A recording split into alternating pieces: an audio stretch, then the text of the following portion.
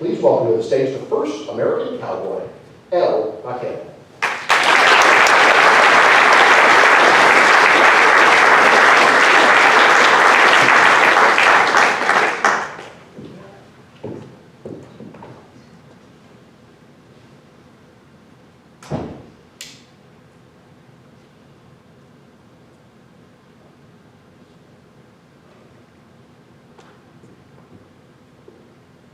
I think you all have some confused notions about me. It's not your fault. You've been misled. Right? Here's what happens. People like to think about El Vaquero. I'm a vaquero, a person who works with large animals in wide open spaces. And I've heard what people say about me. They say, well, you know, he's a man of a few words. That's true. I don't talk much to people that I don't feel close to or I don't know very well. It's just my manner. But I am a man who says what he means and he means what he says. I am a man who looks you in the eye when he's talking to you. I am a man who seals a deal with a handshake. I am a man who works from sun up to sundown. I'm a man who has lived under the open skies for my whole life. I've seen the starry nights envelop me in their warm embrace. I'm a man who's polite to women and children. So that's why I don't understand all these confused ideas about me, but I know where it came from. You know what happened? So for generations in my family, the men, well, we worked with large animals in wide open spaces. That's what we do. And we call ourselves vaqueros. Now in the Spanish language, our home language, any word that ends with ERO means it's for whatever the first part of the word is. So in the Spanish language, vaca means cow. So a vaquero is just a person who works with cattle, a vaquero. Now somehow I've heard this other word, I've heard this word cowboy. Right? No one I work with, we don't call ourselves cowboys, we're vaqueros, we're waddies, we're drovers, we're punchers. I've never heard one of my men call ourselves anything else a cowboy, but I know how it started. Here's what happens. I saw one of these dandies coming out here one day, and I call him dandy because I'm being polite. If I'm being impolite, I call him sissy, right? So these dandies, they show up, they got the vest on, they got the little bow tie with a string coming down, they got the round glasses, they got the derby hat, and they have their pen and their paper. And you know what they are? These dandies, they came out here on the train from the East Coast.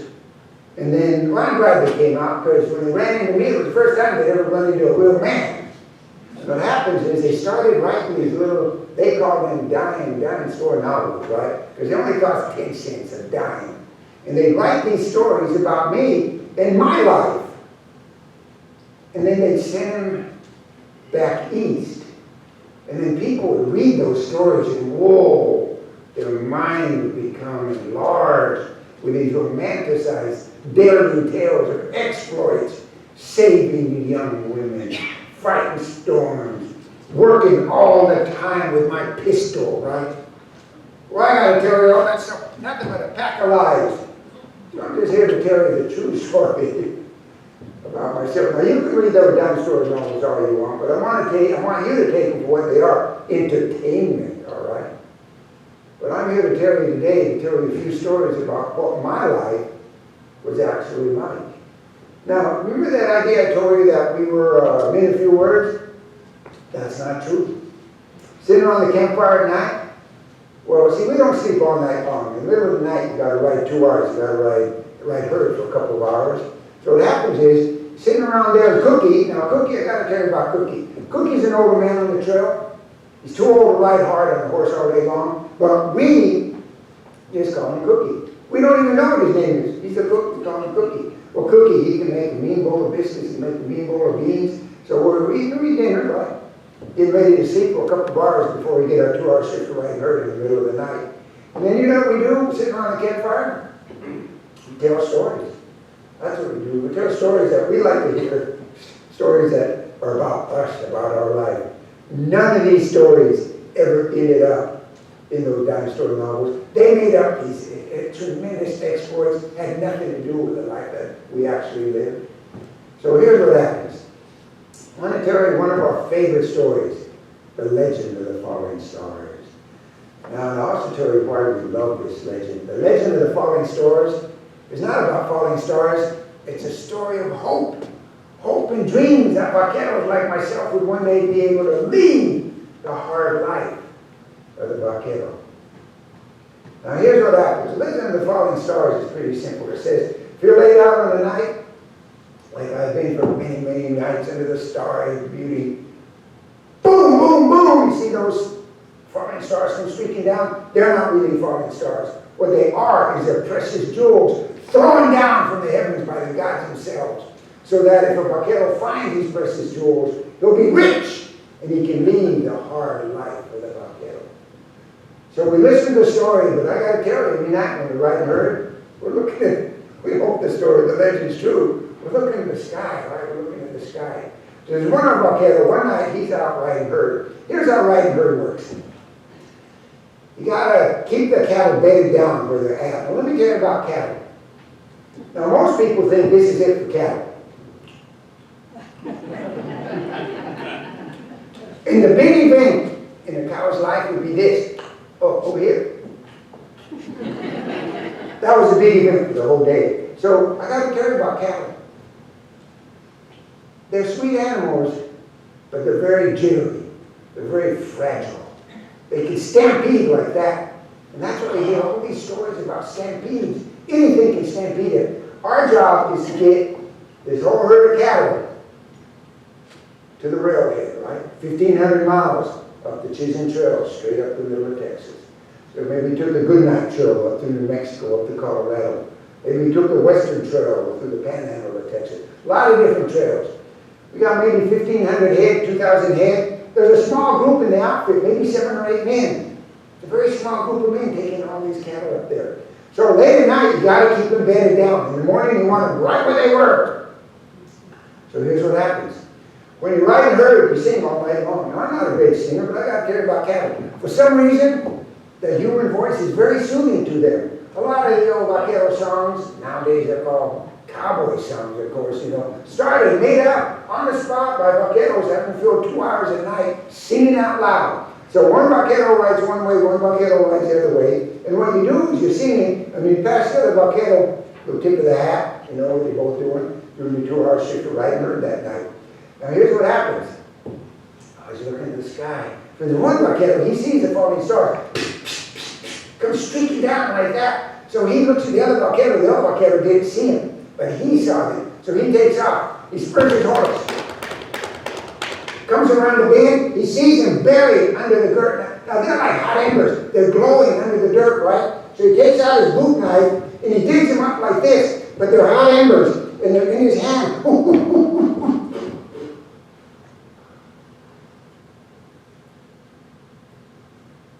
And then he realizes the legend is true. They're not precious jewels. They actually are rubies, emeralds, sapphires, and diamonds. The legend is true. They are precious jewels. He's rich. Then he decides to put them in his war bag. He puts them away in the bag. You see in his war bag, all this there is tobacco and rolling papers, right? But tonight he's got precious jewels in there, rubies, emeralds, sapphires, and diamonds. So he finishes riding herd, and he goes to bed, puts them under his bedroll there, and then he falls asleep. And he wakes up in the morning. Oh, boy, that was the best dream I've ever had.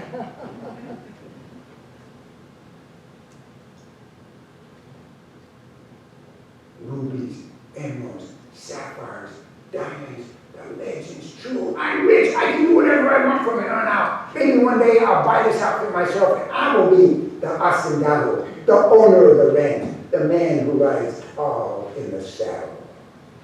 So then what happens is he wakes up and puts things away. He doesn't tell anyone about what happened. Now in the morning, let me tell you, play of biscuits is going around. Now I'm going to give you a little secret about our life. Men like me, you're going to come to us, forget those dinosaur novels. You only need to know 3 things about us. 1, we love the land we work on. 2, we love the animals we work with. 3, we love the men we work with. That's all you need to know about us. And we live by a code. You call it the code of the West, the code of the Vaquero.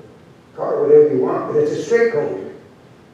And you're a man of honor. You can't be in an outfit unless you live by the code. Now here's the thing in the code. No one writes it down. It's not written down anywhere. No one will tell you what it is. If you go up to another vaquero and say, hey man, I'm wearing an outfit. Here, there's a code. Could you tell me what the code is? They'll walk away, never look or talk to you the rest of the time. You're not worthy if you have to ask about the code. The only way you learn about the code is by working with men who live by the code. So I'm the youngest man in the outfit. I'm paying attention. I'm trying to learn the code too. Now, here's what happens. The plate of biscuits come around. One part of the code says, when the plate of biscuits comes around, you take your own fair share, no more. And the reason is, if you take more than your fair share, that means someone down the line, they're not going to get their fair share. But this old vaquero, he's rich now, right? And Cookie, I already told you, he can make a mean plate of biscuits. He takes a biscuit, then he takes another biscuit. Now, every vaquero noticed he broke the code, took more than his fair share. Now, they decided, you know what? He's a good man. We'll let it go for now. Now, the reason they did that is because part of the code says you never confront a man without giving him a chance to explain himself. So they decided, you know, we're just going to let it ride. Then lunchtime comes around, and the bowl of beans comes around. Well, those beans are good. So he takes a big serving, and then he decides to top off his bowl and takes a second serving. Well, now he's broken the code twice. They're all looking at each other, and they look at the trail boss. The trail boss says, talk about it later. Don't confront a man without giving him a chance to explain himself. Well, late that night, I got to tell you what happened. It's his turn to ride herd, and then when it's someone's turn to ride herd, you don't touch a vaquero because you don't know how it's going to come up, right? You say, hey, vaquero, time to ride herd. Now this vaquero, he's all snugged up, right? He's having dreams of the precious jewels too. And he says, oh, you know what, I'm all snugged up and I'm in some good dreams. I'm not going to ride herd tonight. Now part of the code says you do your own work, no man does your work for you. And the reason is that made another man had to do a 4-hour shift, a double shift, right? Well, I don't need to tell you what happened in the morning. All the men circled him in, right? They're all standing like this, and the trail boss is looking at him just like this. Trail boss says, yesterday you broke the code, took more biscuits, took more beans, and last night you did the worst thing of all. Another man had to do your work for you. Now, we're going to give you a chance to explain yourself. Why did you do that? He says, well, let me tell you why I did that. Because I'm rich. In fact, I'm so rich, I need all the biscuits I want. I'm done riding herd. In fact, when we get back, I'm going to buy this outfit. I'm going to be the hacendado, the owner of the hacienda, the ranch, and you're going to be working for me. I got to tell you. And I said, that is so good. Told her we knew there was a good man. We told her what happened. That way when that Bronco threw you and you banged your head on the ground and you're concussed for 2 days, that's his baby plum Bronco. That's what you're talking about. For you're not rich. You're just a working vaquero like us. They were all laughing about it and let go. And they said, no, I'm rich. And then he told them the whole story. The falling stars, the boot knife, the emeralds, the rubies, emeralds, sapphires, and diamonds. He said, I'm rich. Well, I got to tell you, Cookie's over here. Cookie's doing his thing, you know, getting the next meal ready. And Cookie starts laughing and laughing and laughing. Well, I got to tell you, part of the code says, you're laughing at a man, you better be ready to back it up. So the vaquero goes over to Cookie and says, hey, Cookie, are you laughing at me? And Cookie says, yeah, I'm laughing at you. I always laugh at dumb, stupid vaqueros. Well, I got to tell you, part of the code says if you insult a man to his face, you better be ready to back it up because it probably will be your last day on earth. Well, all the vaqueros, they backed up. And the reason they backed up is because part of the code says, if two men are going at it, let them go, it's their business, none of your business, let them have it, let them have it. But the real reason they backed up is they are seeing a man's last day on earth. And if you've ever seen a man's last day on earth, that's not something you want to see again. So they all backed up. And then Cookie, he comes over to the Vaquero, and then Cookie does something interesting. Starts talking in a real quiet voice, in a calm way. And now all of the vaqueros come back in, because part of the code says, if an older, wiser man is talking, you better listen up, because you might just learn something. So they all come up together. Cookie says, well, it's like this. I've seen this happen so many times on the trail. Vaqueros get all excited about the first part of the legend. They don't listen to the second part of the legend. No. There's no second part of the legend. There's only the falling stars, the ember, the ruby. There's no second part of the legend. Oh, no. There is a second part of the legend. You get so excited about the first part, you never hear the second part. The second part of the legend says this, that the first part's true. But if you let all those riches turn your heart away from the code of the Vaquero, all those riches were turned to worthless dust. Well, now the Vaquero, oh, no, there's no second part. Because he remembered the biscuits, he remembered the bowl of beef, he remembered not doing hurt, he remembered talking off crazy, and then he said, no, I'll show you. So he goes and gets his war bag, and he pulls out the precious jewels, and he's willing to show them. I gotta tell you, on the trail, there are a lot of beautiful sounds on the trail. People forget about the sounds of the trail. You hear the bawling of the calf as it feels the sting of the branding iron. You hear the crying and braying of the cow as it searches for its calf that's been pulled out of the herd to be branded. You hear the snorting and pawing at the ground of the bulls as they fight for dominance. You even hear the sound of the howling of the wolf as it sees the full moon come up over the horizon. I'm here to tell you, those vaqueros have never heard such crying, such bawling, such digging in the dirt, such pawing, such howling, as they heard come out of that vaquero. When he opened his hand, and all that came out was worthless dust. I'd like to share this story with you, because one night you might be out. You might see those falling stars. You might spur your horse. You might find out that the legend is true. And you might have riches beyond your imagination of rubies, emeralds, sapphires, and diamonds. Well, I'm here to tell you, the next day, when that plate of biscuits come around, only take one. Now see, how come those dandies, those sissies never wrote that story, right? No, they had me blazing guns and doing everything, fighting in a bar brawl and everything. And no, that's not the life we live, right? I got to tell you another story that happened to me. So I already told you, I'm the youngest man in the outfit. Now when you're going down, here's what happens. You got, say, 2,000 head. You got to take 1,500 miles, or 7 or 8 of you. The trail boss rides in front. He rides, there's a lot of things you can say to compliment a man. One of them is he rides tall in the saddle. He rides clean, right? He's the trail boss. He's in the front. He knows where the journey's going. He knows where the water is. He knows where the feeding places are. He rides tall in the saddle because he's a gentleman, right? And he's the trail boss. On the side, there are men riding flank. And the men riding flank, now, you might think that this is a bunch of cattle going like that. No, we're spread out. Be half a mile long. They're all spread out. But you got to keep them together. Get them together when you're going to bed down at night. So the men at the side, they're riding flank. Their job is to keep them in, not to keep them wandering out. And then in the back is the youngest member of the outfit. Bottom end, that would be me. Riding drag. Now, riding dragon, you're not riding tall in the saddle. You're hunkered down, you got your bladder, your wild rag up against your nose, got your hat pulled down, you're dirty, you're sweaty, and then I gotta tell you, riding behind 2,000 head, you know what they do all day long? They clean poop.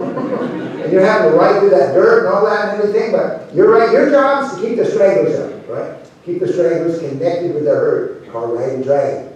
So here's what happens. I'm never had riding dragon back and everything. And then what happens is this. Then I am the man. I'm on my 2-hour shift to riding herd. I already told about riding herd, right? So I'm riding herd, my 2-hour shift and everything. And then I see it over there. I got to tell you about what I saw over there. What I saw over there was not good. I saw lightning.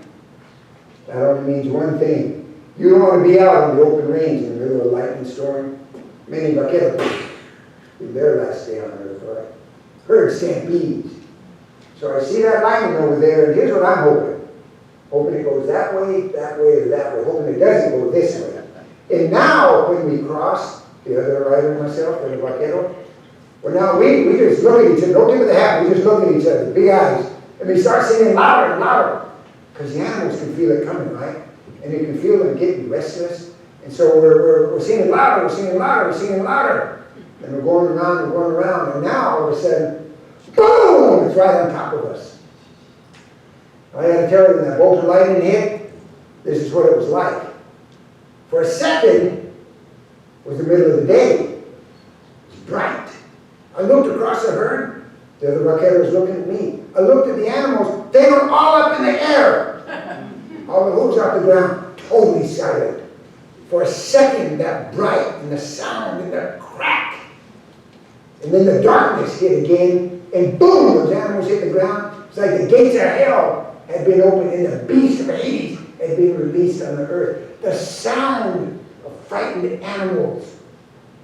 I already told you. If you've ever seen a man's last day on earth like I have, it's not something you want to see again. The sound of a frightened animal or human, comes from a different place inside. It's not a sound you can ever forget. It's not the sound you want to hear again. These animals were in fear. Boom! Stampede. Well, I got to tell you about stampedes.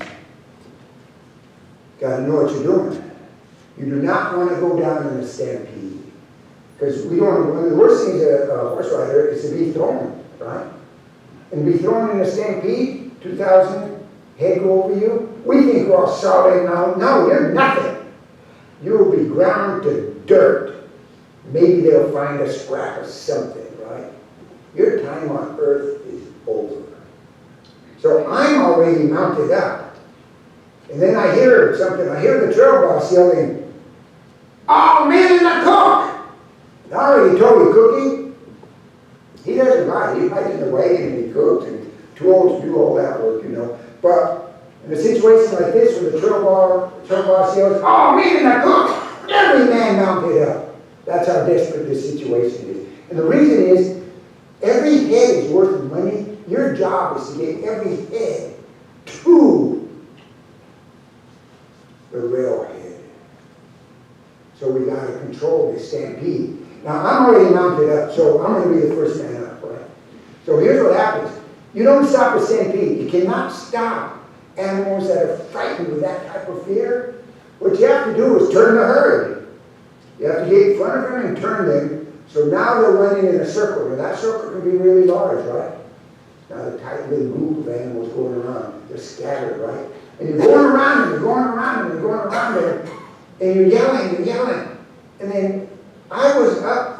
My job was to be the first to try to turn them. So I'm riding hard. I'm riding really hard. I got to carry that rider's life. When you ride an animal, their flanks, their heartbeat's right here. You can feel the heartbeat on your thigh. Now this animal is frightened. And is breathing hard. The other thing people don't understand about a horse that's riding really hard, the sound of their breath is deep and loud.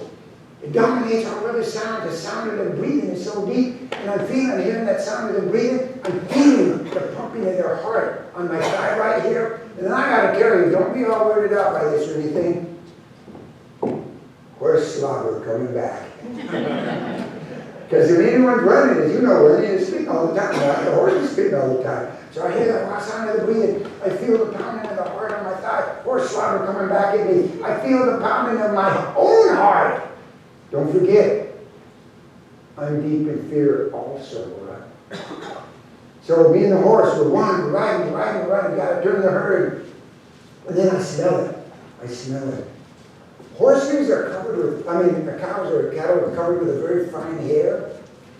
And then so they're inside of the herd in a stampede. So the friction of their bodies against themselves, you smell the singe of the hair. The breath of the running horse, the pounding of the heart. A slobber coming back, my own heart. The smell of the singed hair. And then I look and I see it. And it was like when the light was there after the lightning, time stopped for a second for me. And I couldn't hear or smell or anything. I just looked at it. I wanted to grab it. In an electrical storm like we were underneath, that electricity and friction causes a little sparking of blue light. And this blue light was jumping from one head to another, and it was going down the back of the animal like this. And you could hear, you kind of hear it, and all the sound, and it was so beautiful. I wanted to grab it and keep it, put it away.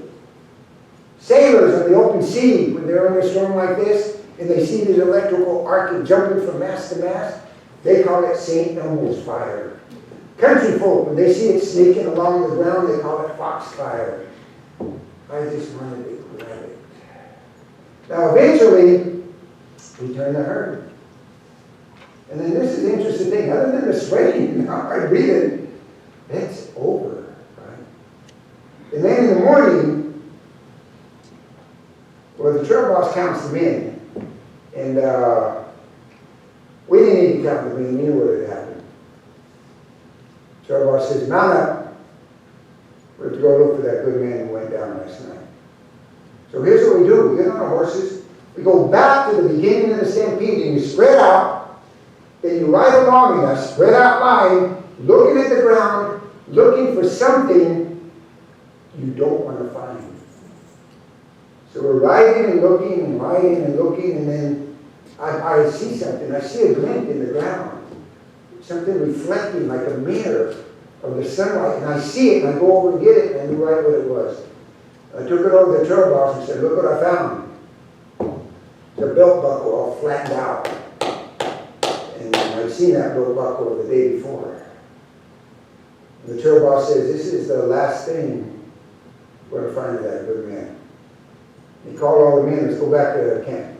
So we go back, then we need to give the man a proper burial, respectful burial. So we dig a hole, we put the buckle in it, cover it up with dirt, and we get a couple of sticks, get some radical strips, which are strips of leather, make a little cross with a rock. We pound the cross on the little grave with the buckle inside of it. And then someone's got to say a few words, right? So I look up, and the trail boss is looking at me.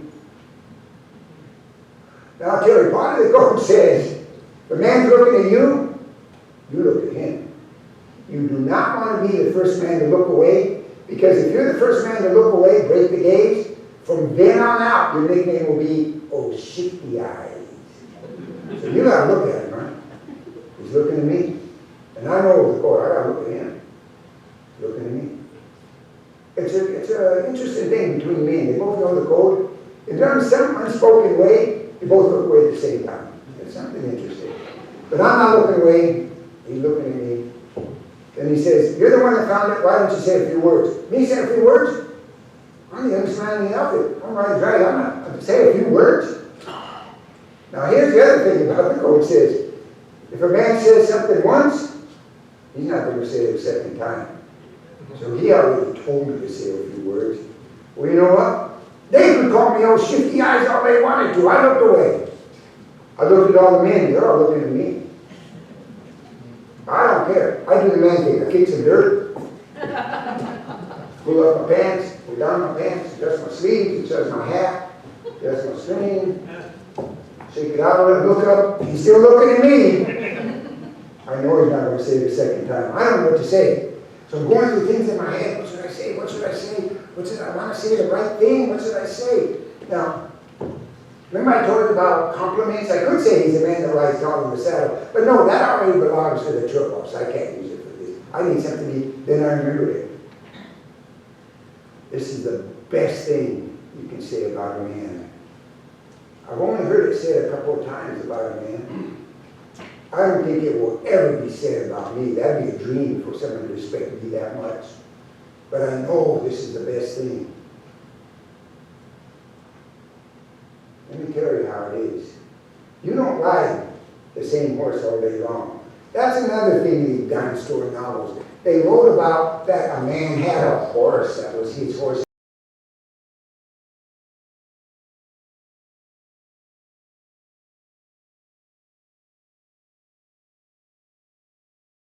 It had a name like Trigger, right? And this was his horse. It's not like that.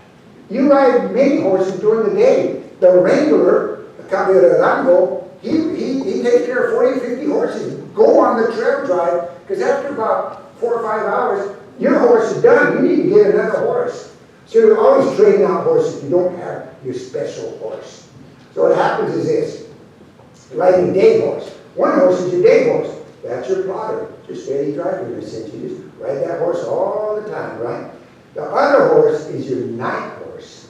Now a stampede, remember about that stampede I was on? I was on my night horse. Now a night horse doesn't have special night vision. He's your most sure-footed horse. And the reason is when you're out on the range, there's holes, there's snake holes, there's cracks in the dirt, there's your greens, there's the royals, there's all sorts of things that are unstable in the ground. So at nighttime you want your night horse. Your most trained horse is your cutting horse. This is when you're pulling horses out of calves out of the herd to bring them.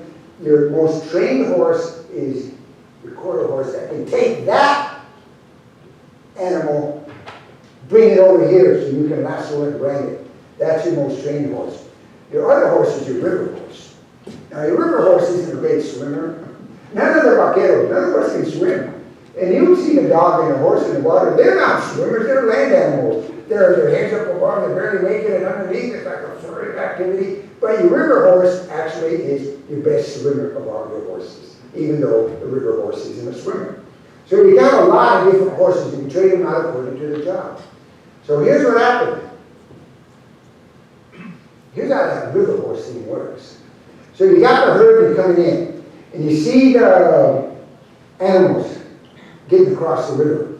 And one of the calves starts to drown. Remember, every head is worth something. You got to save that calf. So you have to go in the river, pick up the calf, put it on your saddle, take it to the shore. Right? That's what you have to do. But if you get out in the river, and remember, it's chaotic. There's fear. You don't know how the river's swirling, or the depths are, or the currents are. You might get thrown off of the horse. Then you're all of a sudden in the river.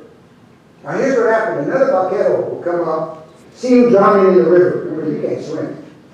He takes out his rope. Takes his time to teach you a lesson about falling off the horse in the river. Then he looked at the other vaqueros and they're all pointing, oh, that guy's drowning. What are we going to do? I don't know. I wonder if I remember how to make a lesson. Well, that's how you do it. Teaching you a lesson, right? Just as about to drown and go down, boom! He lassos you and pulls you out. That's a man to ride the river with. There's a man to ride the river with. That's a man you can count on to save your life when you need saving. That's the best thing you can say about a man. So I remembered all that, and then I remembered, oh, I totally got it. I know exactly what to say. So now, and I take my time with it too. Now, I look at the trail boss, and I dare him to look away first, because I know I got it. Then I take my time, and I look all the men in the eye, just like this, taking my time. Then I look back at the trail boss, say, that good man? He was one to ride the river with. Now, trail boss, they don't give me much, but he gave me a little bit of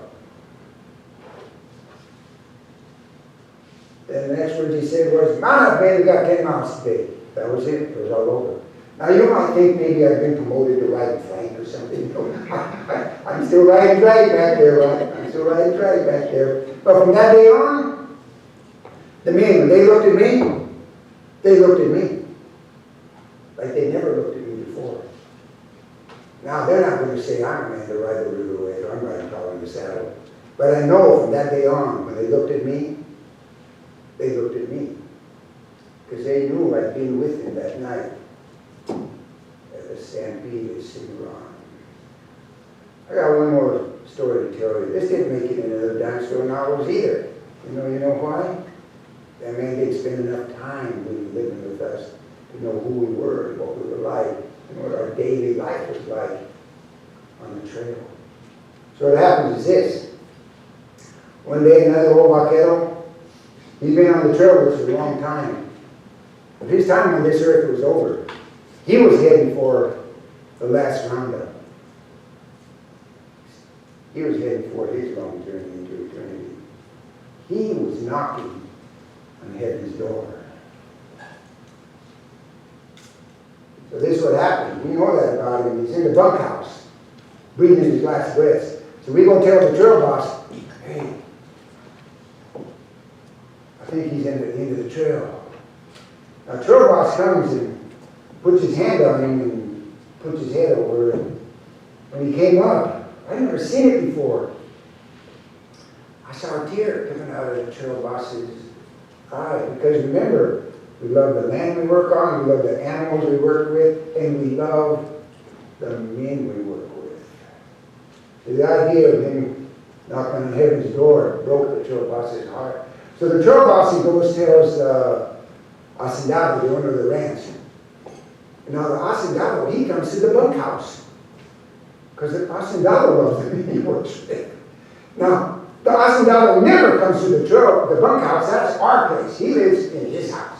We live over here. So all of a sudden, the Hacendado, the owner of the ranch, he's in the bunkhouse. We're all standing up. We don't know what to do. Hacendado said, straighten up, quickers. It's too late. Hacendado comes over. He puts his hand on that long-time man, and he feels life ebbing from him. And he looks at the trail boss and he says, "Bring him in the house." "Bring him in the house? No, that's where you live. We live in the bunker. None of us have ever been in the house. We're not bringing him in the house."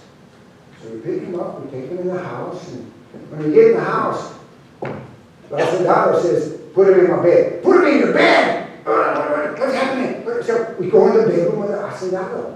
Now, we put him in the bed, and we're all standing around like good boys at church, right? Just like this, looking around, can't believe we're in the bedroom with the Hacendado. Like this, standing like this. And then the Hacendado leans over and, with his last breath, at the end, the person dying, and I've seen a person die, close. There's a surge of energy right before they go. And this old vaquero had that surge of energy. He actually sat up and he whispered something in the Hacendado's ear. Hacendado was just sitting there and patted him. And he looked at the trail boss and said, "Bring the herd in. Bring the herd in. Bring the herd in." So, go on and bring the herd. The calves, the cattle, the bulls, the horses, and bring them up to the fence. And then the Hacendado said, "No, bring them up to the window. Bring them up to the window. We're not going to the fence. We're going to trample all over the front. Bring them up to the window." So we bring the whole herd up to the window. And they're crying. They're braying. They're snorting. They're pawing. They're howling. They're whinnying. The sounds of the herd, I've already described the beauty of that to a vaquero. And then with his last burst of energy, that old man was knocking on heaven's door and at the end of the trail. He sat up and looked at us and he said, "Thank you." You know what they say, when you're breathing your last breaths like I am, that you hear things. You hear the ringing of the heavenly bells. You hear the singing of the heavenly choir welcoming you to La Gloria, heaven itself.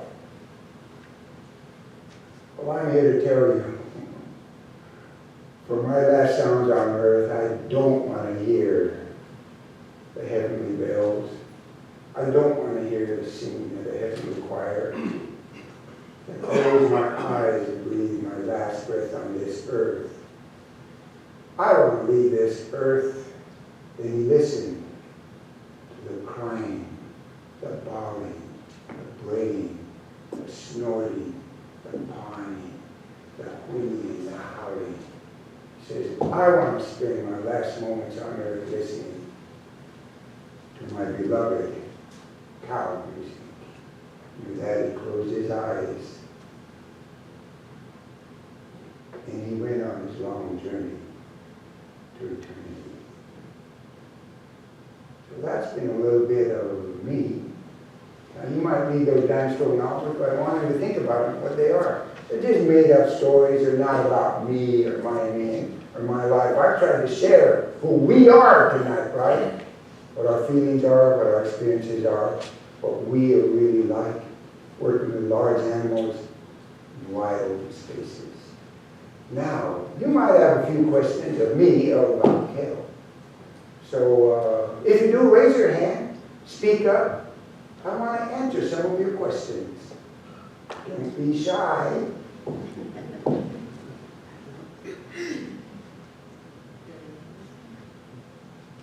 You know everything you want to know from her about way back. Ooh, give that woman $5, a $5 gold piece. Speak up, though. How old were you when you began? We were young men. Young men.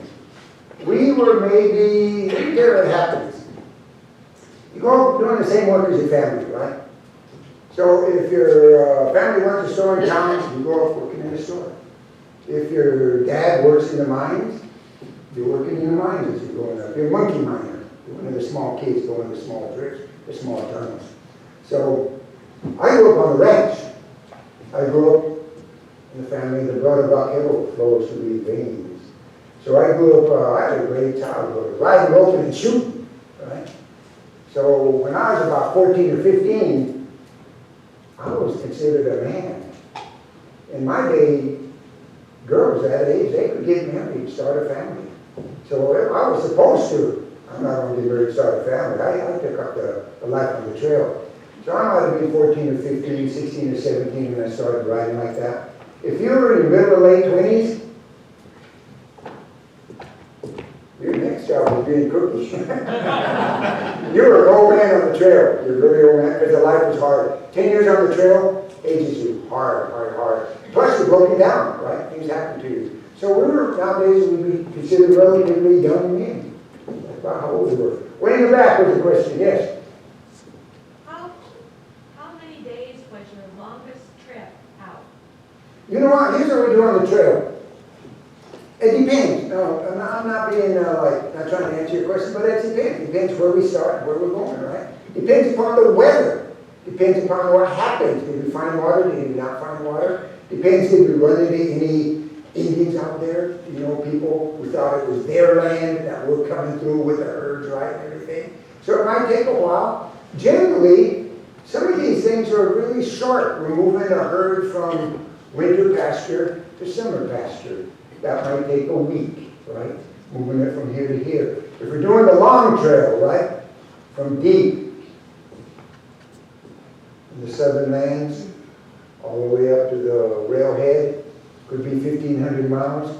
Depending upon all the factors I mentioned, it could take 3 to 5 months to take that herd all the way up there.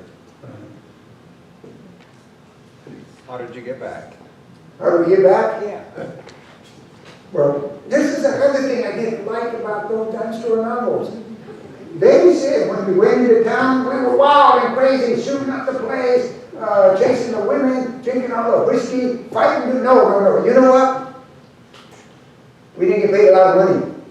Got paid maybe $30, $40 a month. That was a lot of money. A lot of money for a man like me, right? I only had one set of clothes, the clothes I had on. So when I got into town, I threw those clothes away. Bought a new set of clothes, kept my boots, they're all broken in. The only thing I owned was my saddle. The saddle was mine, my hat was mine, and my boots. The clothes I trade out in town, and then you get on the horse, ride all the way back. Ride all the way back. And then here's the thing, it took you a long time to get back, and now the summertime is over, because that's the main time these trails happen. So you're riding back when fall and winter are setting in. It can be rough getting back. Don't forget, your home was in the bunkhouse at the ranch that you worked for. And you had to go all the way back there. And then in the winter, you did different winter jobs. Next year, started all over again. Yes? Okay, I'm sure there were medical needs that were on the trail that someone had to help you. So what happened then? If you're on the trail, not near town? You died. Remember I said if you made it to the middle or late 20s, you were an old man on the trail? It's really rough work. On the trail, anything can happen. You can fall off your horse, you can get thrown, right? Worst thing you want to do is get hung up, throwing, and your foot's still in the stirrup. Bang, bang, bang, bang, bang, bang. Not a good thing. Falling down, I mean, I'm falling off a horse. When you fall off a horse, you're just disoriented in a way. Bang! You hit that. Something's going to break, right? Now, all the vaqueros, now Doc was in town, right? You might be a long ways from town. And Doc's, to get someone to go there and come back is not good. You didn't want anything to happen to yourself, and you wanted nothing to happen to the cattle. Cattle that gets wounded out there, now you might have some homemade remedies that Cookie had, some salves, or some natural herbs that we learned from old people and the Indians that might help with a wound or something, but you had to take care of yourself out there with the help of the other men, or else you're not going to make it. And then, don't forget, dysentery and cholera were around us all the time too. You're drinking water with poop in it.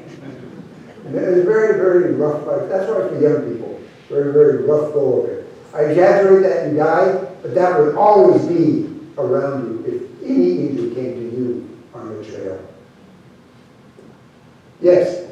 How long were there trail rides, or when was the last one? You know, the life of the vaquero started in the past, but the heyday of the trails only lasted a short 20 years.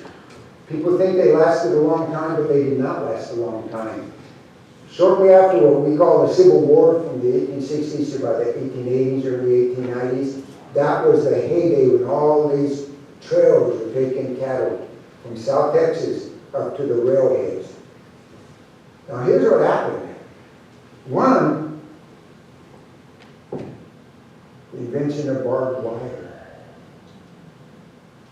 Now all of a sudden these ranchers and sheep herders, they put barbed wire off a section of land that they called their land. Now native people, the Indians, have been living there for thousands of years. It was their land. We're coming through with all these herds of cattle, and all of a sudden the invaders, settlers are coming in. The invention of barbed wire disrupted the trail path in a way that was permanent. The other thing that happened was they finished the Transcontinental Railroad, and then all of a sudden there's more railheads coming to different parts of the land. You didn't need to go 1,500 miles to get your cattle on a rail car to go to St. Louis or Chicago. So that cut it down a little bit. And the other thing that really cut it down is in the end of the 1880s, we had 2 winters of really severe winter, and all the herds died. So the heyday of the trails, the short 20 years, by the early 1890s it was all over and life had changed permanently. And someone like me, I only knew one thing, riding herd. That's all I knew. So I had to sign on with some ranches and fix fences, do work that I didn't consider man's work, right? And so what I had to change what I did, because what I did in my youth was over permanently. Any more questions? Yes? Did you take only single men, or if the answer to that is no, what happened to the families they left behind? You know, we were all young men. Most of us were single. Any man that came from a family, and there were women on out in the West, but none of them on the trail. only men on the trail.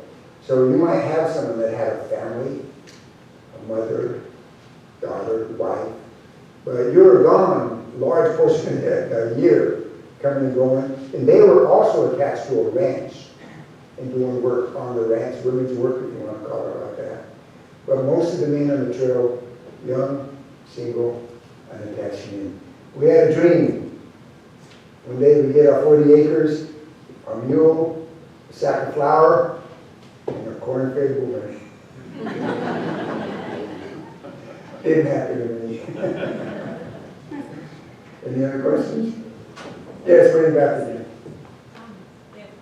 When your teammates died on the trail, was it anyone's responsibility to notify the family and how, or it just didn't happen? We're a long ways from ability to get news or send out news. And so the distances are large and vast. There are towns, almost villages as we go through. There were towns along the way. Trail boss's job was to notify the authorities, whatever that might be, to serve for the judge, to somehow get notice back to the family. But that could take weeks, right? That could take weeks before they found out what happened to their beloved. And then so it was, something was always done, but it took a long time before it got back to the people that needed to hear that sad news. Yeah, yes. One more question. Sir, Yes. can you tell about your weapons and how and why you would use one? Well, this was interesting. This is the other thing about those dinosaur novels. Now notice I had my weapon here, right?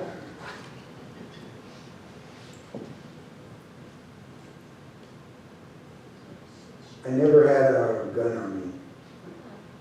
The idea that we were gunslingers. If you're on the horse all day long, the last thing you want is a heavy piece of metal on your leg. So we might have some pistols or some rifles. In the chuck wagon below is called a sling. And it's like storage area, right? And we might have a rifle or two or a gun or two, but that was it. So you had access to them in case you needed it, but they belonged to everybody in a sense, right? They actually belonged to the owner of the outfit, the owner of the ranch. None of us walked around like a gunslinger like this in town with our six pistol right here. That's a total lie. That was not the life we lived. So thank you for asking that so I could clear up that point. Okay, now we're going to change to the last part. I'm going to take my jacket off. And this is the sign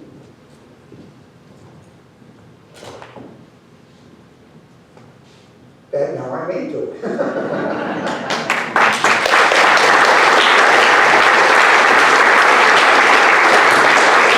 Like I said, I'm going to do all introductions to me tonight. I'm a scholar. I've written 6 books. I've studied the deep stuff. I've learned this and that and everything. One of the things, I work at a history museum in Denver, Colorado. I spend all my days teaching about people, the history of the West, history of Colorado. I have 5 different historical characters I like doing everything. I like these historical characters because I think the best way to learn about history is to hear a story about it, right? Hear some stories about it. So that's why this Chautauqua program is really cool. And tomorrow night we're going to hear 2 different characters telling their stories about their characters. So please come back tomorrow night. But now you chance to ask me, don't be like I do a lot of questions in schools, shows in schools. Don't be like a school kid. I'll tell you the 2 questions I don't want to ask. One of them is always this: do you have a girlfriend? I ask that almost all the time. And the other one is, how much money do you make? But those are honest child questions, okay? Don't ask me those questions.